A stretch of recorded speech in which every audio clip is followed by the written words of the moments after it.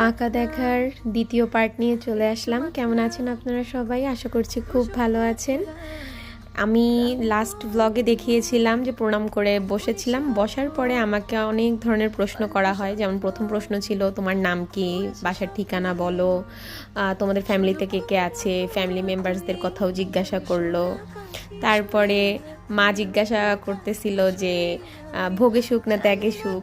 তা আমি বললাম যে ত্যাগেই প্রকৃত সুখ। হ্যাঁ, এটা নিয়ে আর কি কথাবার্তা চলতেছিল। তারপর মা জিজ্ঞাসা করতেছিল আমি পড়াশোনা কিসে করছি, এসএসসি কোথায়, ইন্টার কোথায়, রেজাল্ট কি, এগুলোই আর কি আলোচনা করতেছিল। তারপর দিদিভাইকে, মানে এই যে আমার যাকে জিজ্ঞাসা করছিল যে তোমার কোনো প্রশ্ন আছে কি না। তারপরে দিদিভাই বলল না, আমার কোনো প্রশ্ন নেই। তারপরে আমার শাশুড়ি মা বলল যে তুমি ওর পাশে গিয়ে বসো। তারপরে দিদিভাই আমার পাশে এসে বসেছিল, আর দিদিভাই পাশে বসে বলতেছিল যে আসলে আমি নার্ভাস কিনা। এখন যে এখানে বসে সে তো নার্ভাস থাকবেই। দিদিভাই বলতেছে যে আমিও এই সময় নার্ভাস ছিলাম, মানে সে তার ফিলিংসের কথাগুলো আমার সাথে শেয়ার করতেছিল।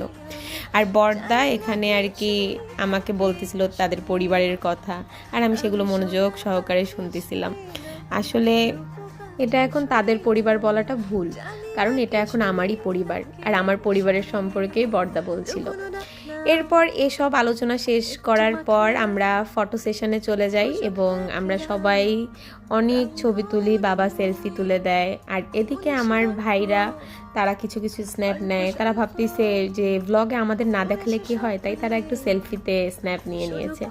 এরপর এই যে রাধিকা, ওকে আমি কত ছোটোবেলায় দেখছি, ওকে কোলে নিয়েছি, এখন সে কত বড় হয়ে গেছে, ওর সাথেও গল্প করছিলাম।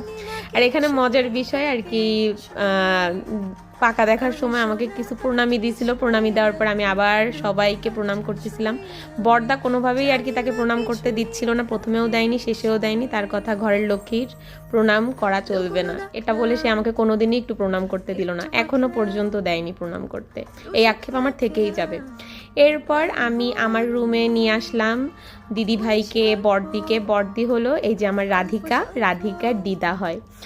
তিনজনকে নিয়ে চলে এসেছি, এখানে গল্প করতেছিলাম। আর বাইরে আমাদের আশীর্বাদের ব্যাপারে আলোচনা চলতেছিল, যে আশীর্বাদের ডেটটা কবে ফিক্সড করা যায়, কোন দিন ভালো হয়, এগুলোই আলোচনা চলতেছিল। আর অপর দিকে আমার পতিদেব আবার আমার খবর নিল যে আসলে আমার ভাইবা বোর কেমন ছিল বা ভাইবা কেমন ছিল, সেগুলোই আর কি ওর সাথে শেয়ার করতেছিলাম।